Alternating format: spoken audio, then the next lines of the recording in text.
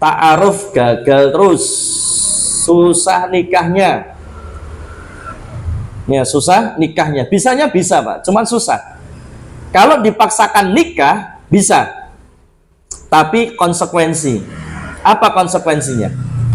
Konsekuensinya rumah tangganya akan berantakan, kacau, sering bertengkar, sering bertikai, cekcok. Terus pokoknya keluarganya ratau nggak tahu itu, Pak.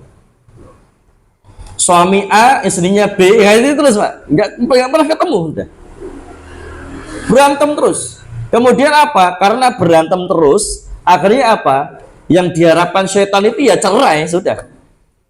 Itu yang diharapkan setan, cerai, pisah.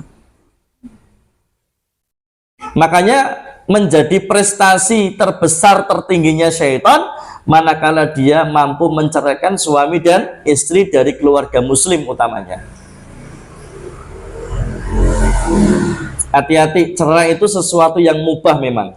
Sesuatu yang boleh, tapi juga perlu diingat itu sesuatu yang dibenci oleh Allah Subhanahu wa taala, karena prestasi setan yang tertingginya adalah mampu menceraikan suami istri dari keluarga muslim. Nah, terus bagaimana, Ustaz? Kalau misalkan suaminya disukai sama istrinya disukai sama jin setelah sudah nikah, ya, setelah sudah nikah baru kemudian istrinya disukai sama jin atau suaminya disukai sama jin, maka ya sudah, harus perlu kesepemahaman kompak solid untuk kemudian bisa menyembuhkan gangguan jin itu. Jangan diperturutkan padune, jangan diperturutkan cekcoknya, jangan diperturutkan pertikaiannya. Fokus bagaimana supaya sembuh dari gangguan jin itu. Fokus itu aja. Jangan nurutin marahnya, jangan nurutin emosinya, jangan nurutin egonya. Sebab apa? Tingkah lakunya dia bisa jadi bukan karena dia, tapi karena bisikan jin yang suka sama dia itu, yang sehingga dia kelihatannya belin, kelihatan nganyeli. Itu sebetulnya bukan dari pribadinya sendiri, tetapi sudah ada campur tangan dari jinnya tadi yang menyukainya. Fokus saja. Saya pernah dapat pasien, wes pokoknya ini dari pihak istri itu selalu mengatakan pisah. Bahkan kalau berantem itu selalu melungani omah. Ya, dia pulang ke rumahnya sendiri, pergi dari rumah suaminya pulang ke rumahnya sendiri. Akhirnya suaminya datang ke saya, Ustadz gimana, kok pisah wae? Oh jangan. Kenapa saya katakan jangan? Ini gangguan jin. Kalau ini gangguan jin, kamu fokusnya jangan cerai, tapi kamu fokusnya bagaimana supaya gangguan jin itu hilang, sembuh. Nanti kalau sudah sembuh gangguan jinnya, insya Allah kamu kembali sakinah mawadah warahmah. Itu fokusnya. Dudukkan masalah gitu ya, dudukkan masalah. Ini masalahnya bukan masalah biasa nih, ini gangguan jin. Kalau memang kamu pasangan yang sejati, betul-betul mencintainya, sudah fokus menyembuhkan pasanganmu dari gangguan jin. Akhirnya istrinya saya ruqyah. Istrinya mau, coba istrinya bawa ke sini sama kamu. Datang berdua, kemudian saya sampaikan, terus kemudian akhirnya istri dari awalnya nggak mau jadi mau di ruqyah. Itu pas waktu ketemu saya udah reaksi, Pak. Istrinya ketika ketemu sama saya udah reaksi itu. Kemudian akhirnya alhamdulillah Allah mudahkan. Kemudian saya ruqyah dan reaksinya luar biasa, Pak. Reaksinya luar biasa. Muntahnya 2 plastik. Muntahnya 2 plastik, Pak. Teriak-teriak dan luar biasa. Nangis, teriak, muntah-muntah, berontak dan sebagainya. Begitu sembuh, alhamdulillah, kembali pelukan, ciuman, suapan, dolan bareng gitu, Pak. Bayangkan kalau saya iakan cerai dari awal, wah udah pisah itu sudah. Ya. Tapi kalau ustadz yang nggak tahu soal gangguan jin ya, ustadz kalau nggak tahu soal gangguan jin atau orang yang nggak paham dengan ilmu ruqyah, Wah, itu istrimu nosyus itu. Ya. Itu istrimu nosyus. Kalau sudah nosyus, wes cerai wae kampung. Tidak semudah itu, Ferguson. Ya, tidak semudah itu. Mau dimediasi kayak apa? Kalau istrinya belum sembuh dari gangguan jin, tetap akan mentok cerai, Pak. Karena solusinya bukan mediasi, solusinya adalah ruqyah untuk menghilangkan pengaruh dari jin yang menyukainya tadi. Paham enggak ya? Paham ya? Jadi kadang masalah rumah tangga itu solusinya bukan soal mediasi, bukan soal berbicara hukum fikih, bukan. Kalau itu memang gangguan jin, selesaikan dulu gangguan jinnya, baru kemudian diselesaikan secara fikih atau mediasi. Gitu caranya. Lah, taunya gangguan jin atau tidak, nah itu nanti peruqyah yang tahu.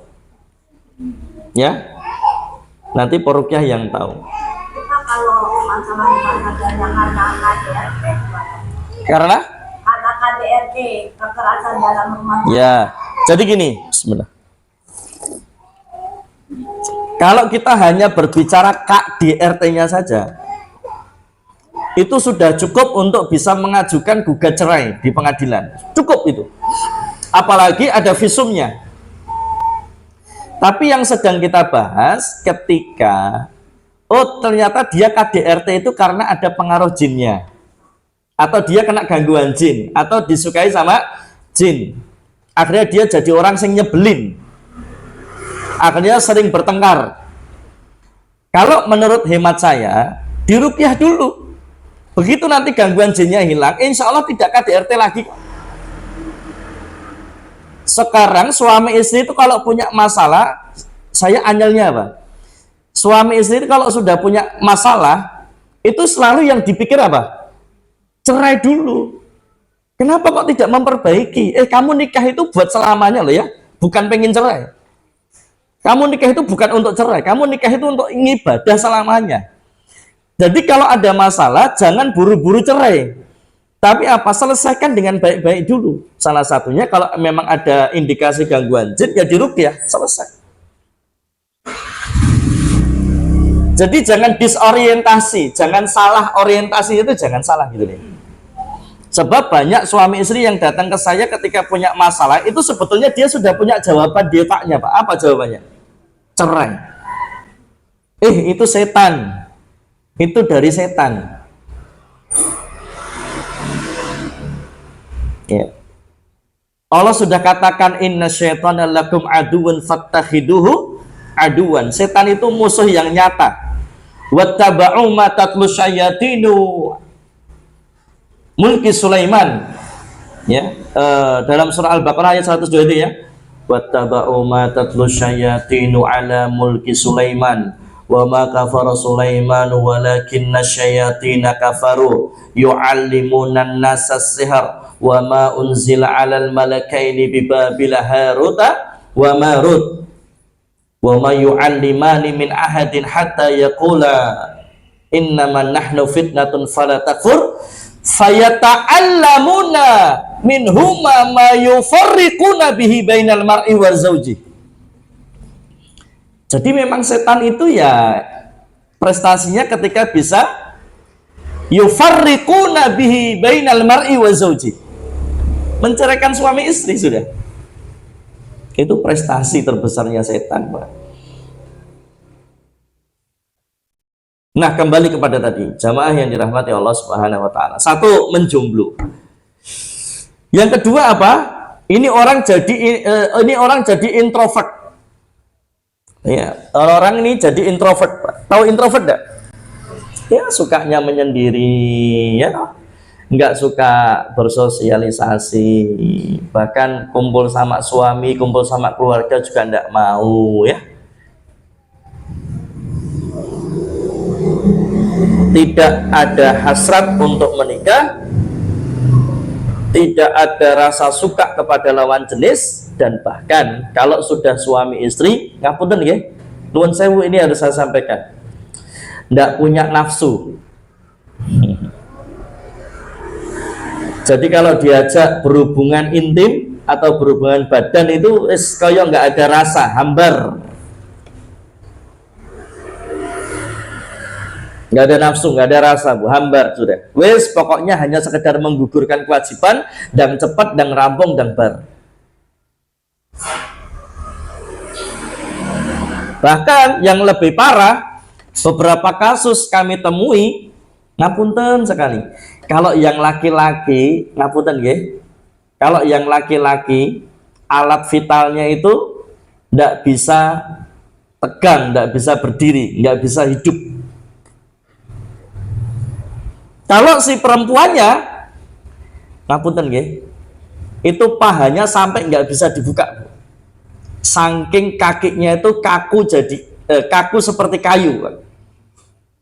Jadi ketika mau berhubungan itu tiba-tiba kakinya si istri ini kaku seperti kayu dan tidak bisa dibuka. Akhirnya apa? Nggak bisa berhubungan. Jadi biasanya masalahnya di suami tidak bisa hidup, tanda kutip, atau masalahnya di istri yang kakinya itu sampai nggak bisa dibuka, Pak, karena kaku, atau akhirnya kemudian, atau ya tadi nggak ada hasrat, nggak ada nafsu, ya hambar saja, nggak ada rasanya, dan cepat dan rampung dan bar, wes gitu. Intinya apa? Jin yang suka tidak ingin kekasihnya dinikahi atau dideketin sama manusia lain. Kalau sampai dekat, maka ya jin itu akan mencelakainya atau bahkan bisa sampai membunuhnya, Pak. Maksudnya membunuhnya itu gimana? Apakah jin akan enggak? Membunuhnya itu macam-macam. Bisa nanti orang itu didorong sehingga jatuh dan mati. Intinya dicelakai saja, didorong kah atau dibikin apa, disandung kah, ya. Intinya dicelakai dengan cara seperti itu. Atau dibikin sakit kah dan sebagainya.